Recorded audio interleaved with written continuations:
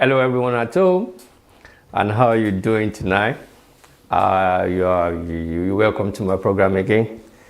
Uh, it's been a while. I know that one. How are we doing? You carers out there, you managers out there, how are you doing? How's everything going? How are your new recruits? I know people are buzzing right now. So how was your day? My carers out there, my colleagues, how are you guys? I hope you get into the rhythm of the job now. Yeah, it's been some times now that I've been away. It's due to the busy schedules I've got. How has it been for you that have been working around for some times? You that have been in the country for the last few days. I mean, the new careers have just come into the country. How has it been? Have you been able to get into the rhythm of the job? Have you been able to get into how do I put it? Into the system of social care in the United Kingdom. Yeah, my name remains Murphy Joe, and welcome to my program, Bits and Pieces with Murphy Joe. Why am I doing this? I'm doing this program just for all the carers out there. For you guys that have been in the job, and for you that are just coming to the job. Because, as I always said, it's one thing you know what you have to do. It's another thing that you know how to get that thing done. Yeah, you might be giving training.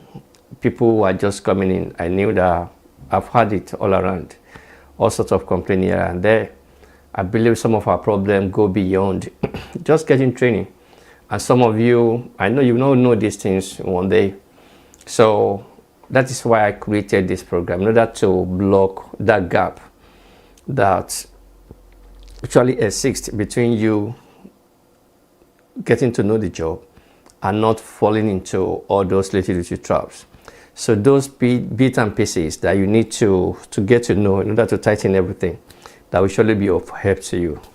If you check some of the topics I've spoken about, you will realize that they'll be of greatest use for you. You'll be able to make use of some of those topics and be able to familiarize yourself more with the job, to get to know the job much more than what training will surely help you, because not everything you get to know when you've been trained. There are a lot of things that you need to know as time goes on. The more you do, the more you get to know it. But I don't want you to get into the trouble, into problem before then you get to know that and that, okay, this is how it works. So that is why I created this program. So what am I going to talk about today? I've spoken about one side of it before, but in recent weeks, I've had a series of maybe complaint or information all around my own network, how people still make mistakes. And I said, I audit all these things around, Marshall, communication record sheet, all those stuff. And I realized that people are still making the same mistake. It's so easy, but as I said, the more you do, the more you get to know it. So what am I going to talk about tonight is nothing but what I call medication administration, the PRN, that is when required side of the whole thing. I realize that people are making lots of mistakes about PRN medication. It's a bit tricky, kind of, if you don't know what you are doing, if you don't know your job so much, very well, you will miss it. Even people that have been in the job for eternity, they continue to make mistakes. And sometimes people, when you have some trainer, because a lot of people train now, but when you have some trainer who have got no direct knowledge about that job, they advise you wrongly, and you'll be able to struggle in between. Or there are some people who have been in the job for long, but they are not updating themselves, and they just realize that, okay, care is care, and care is not care. You are in one of most dynamic job. Things changes almost every time. Things just changes every time. You have to catch up, you have to catch up, you have to catch up, you have to catch up. That is why there are, what they call it, there are refresher courses. As I said earlier on, not everything you will know going to classes, not everything. You've got to find a way to update yourself, reading, get to know all the journals being released every time. You read some case studies. Yeah, one way or the other, you then be able to know that, okay, this is right, this is wrong. What is PRN? We all know that PRN medication are those medications that are only taken as when needed. It is when it is required, not a regular medication. And some of the medications that fall under this PRN, something like laxatives, like pain medication, something like paracetamol is a PRN medication. So how do you now, all I want to talk about today is how you record. Because sometimes it's just see people administering PRN medication and they really don't know what they have to do. They really don't know. I believe I mentioned it last time that people putting R, which is refuse, is not the right thing. But I will explain everything over again, so people will be able to get to know. My colleagues up there, my carers up there, they'll be able to get to know, okay, this is wrong and this is right. So let's start. I said PRN is those medications that are being given to the client or supporting client with when required. And I put under this umbrella, I said paracetamol is a PRN, laxatives like Laxidose, Senna, yeah, they are under this kind of category of medication. Yeah, there are other times when you ask your client, so most of PRN medication, they've got a protocol. PRN protocol. PRN protocols are those guidelines that will show you how you should administer the medication, how you should support your clients with medication. If even from the word protocol, protocol are those guidelines, a guide on how things should be done. So what are the protocols that you need to follow? PRN are different. So how do you know you need to administer PRN medication? What are the signs?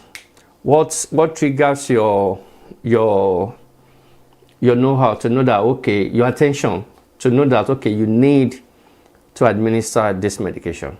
I will mention two for you tonight. Some of those things that could trigger you, because when you say PRN when required, how do I know that it is required? Yeah, I've seen my carers asking me that question. How do you know? How do I know? How do I know this is required? So there are a few ways that you can know that somebody needs medication. And one of the easiest way that they need medication is when client themselves asks for it. So simple. When your client said, you don't know what, I'm feeling pain, can I just have paracetamol there, please? So you then administer the paracetamol to them. I will tell you one thing around that one, because it could be abused. In a situation whereby the client now get used to or got addicted to taking paracetamol, and they started taking paracetamol every day, you have no right to refuse them. You've got to but you've got the right to explain to them why they shouldn't be taking it every day, every time. Because I've seen a situation whereby by the time I got the mash out, the whole PRN medication that's supposed to be done was filled up. Many clients have actually turned our PRN medication into a regular medication, which shouldn't be. As a carer who knows what they're doing, they're supposed to have raised, okay, I shouldn't be doing this, because if I give you this, mainly around paracetamol, people will never be addicted to laxatives because they'll be going to the toilet and it causes them diarrhea. They will not be addicted to that one, but they will be addicted to paracetamol. Most of the time, they are always addicted to paracetamol. And too much of paracetamol could damage your liver. So instead of giving them, in order you support them, in the money they ask for two, you give them two. So by the time you go back in the afternoon and then they want to ask for two, you've got to advise them, I'm just giving you this to need the money. That one will be enough, because too much of this could cost you this, too much of this will cost you this. So that is why they put it on PRN, on when you require it. But now I could see that you've just taken two, and until this particular hour, I don't think, because I couldn't see you feeling pain, most of them will say will feel pain. So let me call the GP in order to report to your GP, or even you go back and call somebody in the office or your superior that will be able to handle the case very well, and they can relate it to the doctor, the GP, and GP could do something. Yeah, they might genuinely be in pain, yeah, but it's just like when we take paracetamol at home, naturally they will tell you you take a 2 dosage. That is to say 8 now, 8 the following day, that is the following day 16. But once it goes beyond that, you have to go to your doctor. Please contact your doctor. That's what they will tell you, because they now realize that what is actually happening to you cannot be cured or you cannot be helped by paracetamol. Just call your GP in order to help you to sort out problem. And then GP will be able to help them, because yeah, they might genuinely need more than that. So when you told them they've asked for it today, they've asked for all through yesterday, have given her or him 8. Yeah, 2, 2, 2, 2. That's 8. Today 2 is 8, but I think what he needed, or he or she needed, should be more than paracetamol. Yeah, a doctor will come out to review the medication, to check whatever, because there are lots of clients that actually, because they got addicted to taking paracetamol, they then turn paracetamol to a regular thing. Don't fall to that trap of, okay, it is not required, and I require it, so you have to give it to me. No, you should know what you are doing. You should know your client. You should familiarize yourself with your client. Explain to them why they shouldn't be on a regular dose of paracetamol. There's a reason why they turn that thing into when needed and not a regular medication. So the onus now fell on you to be able to talk to them and be able to advise them in a better way. Yeah, that is one thing.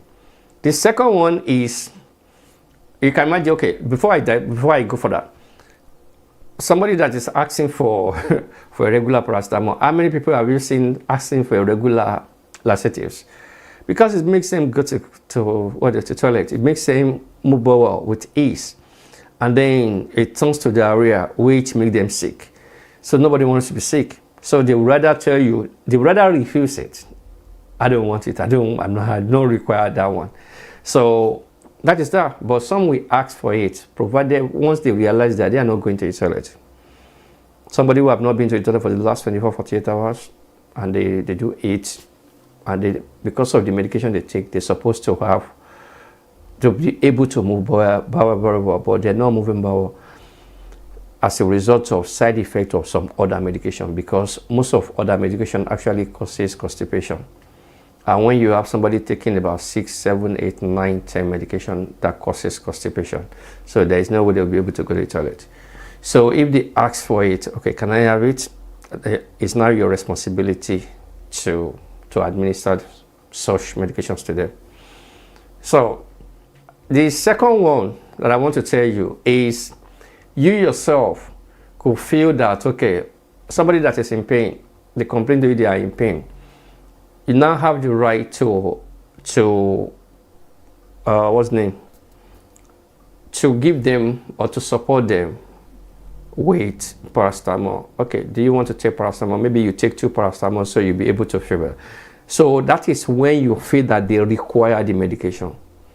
Somebody who have not moved bowel for the last 24 or 48 hours, that one should trigger your know-how. And even inside the protocol, it should be in the protocol when you should. They will tell you how many you should take in 24 hours, and then there will be guidelines of when you will. You should be able to support them with medication. I believe this too that I'm telling you will always be there. When they ask for it, client asks for it, and when you feel that, okay, they need that medication, how do you know they need medication? When they complain to you, they are in pain. When somebody complains to you, or you see that you've been going there the last 24, 48 hours and they've not been able to go to the toilet, then, and as a carer, as somebody who knows what they're doing, you should know the type of medication they are on. You should know why you're on that medication. You should know the side effect of that medication. You should know it's a regular thing, it's a normal thing. You're trained to know all those things. When you know all those things, you will know that, okay, this medication, about 5 or 6 of them causes constipation. That might be the reason why this one have not been going, or this person have not been going to the toilet. Then it's now your responsibility to offer them that medication. You are there to support them, so you should be able to know all those things. Then you then offer them the medication that, okay, do you want this medication? Or take the medicine, you'll be able to move bowel freely. So when you say that, okay, they've not been able to go to the toilet, it's not easy for somebody to be eating. You might be saying that, okay, because, or even if it is because of what they were eating, you should be able to offer them. The protocol always follow the marshal. The PRM protocol always follow the marshal. It will tell you the name of the client, just more or less, like not like the marshal, but all the name, the date of birth, the reason why, the name of the medication, the reason why you should, okay, they are on that medication, and how you should, what should trigger you offering them the medication. And then another things, and few other things will be there, your signature, or the person that did the protocol signature or the stuff will be there, and then that's all. So it will surely follow the marshal. That one will give you a guidance on how to administer this thing.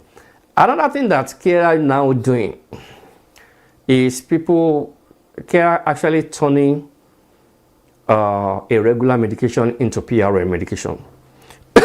There are other situations in which GP himself or herself or themselves, they will make laxatives, especially laxatives, irregular, morning and evening. But because when they started giving them and then they started moving bowel, causing them diarrhea, care don't really want to clean. They don't really want to make sure that, okay, this is everything personal care. No, everybody just want to do the easiest part of the job, which, yeah, but if it is a regular morning, you just have to follow the instruction. You've got no right to change it. The only way you could change it is immediately you realize that is happening, you report to the superior staff, your care coordinators, your manager, your register manager, whoever that is responsible, that you are directly responsible to. You should be able to go back to them and report, this is what is going on. It will just take a call to the GP to review the medication, and then you realize that they will stop it. The reason why they usually make laxative or Senna a regular medication is this: morning and evening. If somebody is on massive medication, I've seen somebody in about 13 or 14 medication. All the medications side effect, one of the side effects is constipation. So meaning there is possibility that, okay, apart from the food that they eat, and because they don't do much of exercises, there's possibility with the medication they won't be able to go to the toilet. They won't be able to move bowel. So they need a sort of support, and that support should be regular. And that is why you see client being prescribed irregular laxatives. So, but as time goes on, because we have different body, some people might be on a medication that side effects are, one of the side effects is, what's the name? Constipation. But they'll still be able to move well somehow. They'll still be able to go to the toilet somehow. Sometimes maybe because of what they eat. They might be eating something that will help them to their digestive system. And then they'll be able to digest this food. But it's not just regular. But once they've been prescribed a regular Senna or regular laxatives, and it now causes diarrhea to them, just call on somebody. They will report to the GP. GP will change 9 times out of 10 times, or 9.5, 9.5, or 9.99 out of 10 times. You see a GP that will review it, then stop it. Only give it when required. Only support your client when required. This kind of a thing you can do. On no ground, you should change it by yourself. And in this situation, I want to tell you how you record this. The time is flying. How you record this, because there are two different things now. One is you recording a regular one. When it was a regular one, don't say it because of Senna, it because of its laxatives. So it has to be okay, I will come back to that one. So if you now want to record when required medication, you've already offered it to them. I don't know the code that you guys use, but most of the time people use Z or any other word. It is not refused. When you offer them and they said no, it's not refused. You can't put R there. I know some organizations use X, some organizations use Z. It depends. So you put that sign, that code that is written under your marshal that you should put there. And then you go back, put the date, put the code, and then the reason, not required. And then you put your initials where you're supposed to, at the other side where you're supposed to sign. On no grant, you should leave that place empty. When you are supporting a client with when required medication, PRN medication, on no ground, if they said support the client 2 times, 3 times, 4 times, or 1 time a day when required, whenever you go there for that 4 calls, if it is 4 times, this is actual, and 4 calls, and you offer them, you should never leave any place blank. You offer them, it's not required. Just put Z or X or whatever that is your company using. Go to the back, put Z. You should never leave it blank. In case it's now a regular medication, in a situation whereby I said, okay, morning and evening one, a regular medication, and you offer them the refuses. On this occasion, it's refused. It's refused because it's a regular medication. It's refused and not what's the name? And not Z or whatever. No, because it's not when required. It is not when required. It is a regular medication. Any regular medication that is the carer and the client refuse to take is refused. Please always put that in your mind. Don't miss it. If it is when required, you could use whatever sign, whatever code your organization wants you to be using. X, Z, whichever. Just put it there. And then you go to the back of your marshal. There's always a note place whereby you draw whatever date, the code, the reason, and then your initial. You cannot put your initial where you put the code. People will be asking, where do I don't know why people, and don't miss it. Don't just put the code there and then don't go to the back to explain. Because when I see the code there, I go to the back to check, and I go into your communication record sheet to check. The O3 must align. So I don't need to call you. But when you put a code there, and I check the back, let's say today is what? Today is 5th. And on the 5th you put Z there, but at the back there is no 5th that said that, okay, the Z that I put there, this is the reason why. Because sometimes Z might mean something else. Z might mean that, okay, already taken before I arrived, other stuff. X might mean whatever the X mean there. But when you put it there, I want to say it at the back, that you put a note at the back. And then I check your communication record sheet. I offer this, but not required. Don't put no refuse. So it's totally different. It's something that is very, very tricky. People always, especially about PRN. So today I've been able to establish that, okay, how do you know when to support your client with PRN, when required medication, PRN, or when required medication? It is when your client asks for it, or when you feel that they need it. How do you know that how do you feel that they need it? When somebody complains to you that they are in pain and they've got paracetamol, you're supposed to offer them that paracetamol. Somebody who have not gone to the toilet, they've not been to the toilet for the last 24, 48 hours, you should be able to support them with laxatives. Because let us just talk about it. And there are other barrier cream that are not needed every time. Imagine you need to apply barrier cream whenever they move bowel, all those everything. And then in the afternoon, the second day, I'm all right, all those everything. You still need to put it there if you go there 3, 4, 5 times a day. I don't know what kind of marshal you use. There are some people who use a topical marshal. This is about cream or the stuff, cream. And then there are some people who just use the combine both topical and then the cream and the tablets together in one mask shot. But there are some organizations that use separate topical mask shot. So people are encouraged, I still encourage people to use different mask shot. Use topical for cream and then use normal mask shot for the tablet. So it will be able to, okay, this is for cream, and people will be able to sign. It makes your job neat. It shows that you know what you are doing. It shows that, okay, you know your stuff.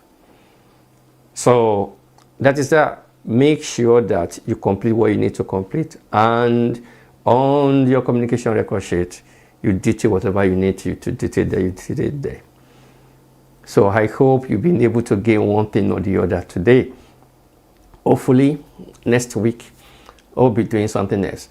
I'm planning to change the programs day probably to Saturday during the day, because I want to be bringing people, hopefully the new carers who are just coming in, just to let you guys out there to know what is going on, what it is to be a carer, what it is to work in this field. This is not just an ordinary job. This is the job you need to work with passion. No passion, then nothing. There is no way you even enjoy the job. I don't know how far you could go just thinking about money in this job. I don't know how far you could go. I always tell my carer, you don't know what, just do the right thing and money will follow. Just do your own job. Do the right thing. Don't think about the money. Don't think about the hour. Hour will come when it comes. If you know your job very well, I will not send somebody to a place that don't know the job as you. I would rather send you. So meaning you are accruing the hour. But if you don't know what you are doing and you expect me to still send you out there to go and work, I don't think that will work. And that's one of the problems with most of our care. So this is not a job that, okay, you just want to get out of whatever mess where you're coming from, or whatever the condition you are going through where you're coming from. You just want to get out of it. Yeah, that might be the case. Or you just finish your course and then you're trying to switch into the, yes, that might be the case. But immediately you step into the field, I want you to just change your thinking, your reasoning, everything.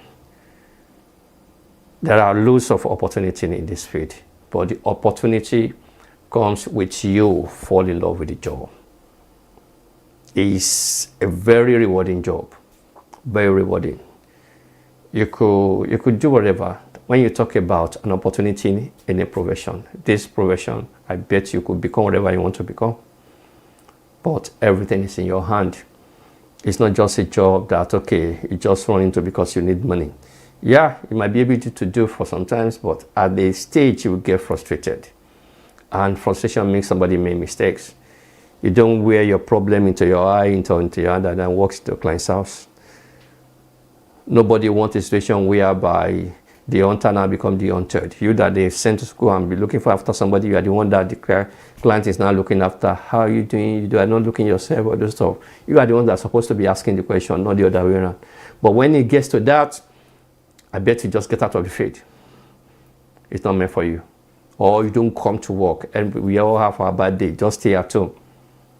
Stay back, go back home, go and sleep, go and enjoy your day. And always trying to update yourself.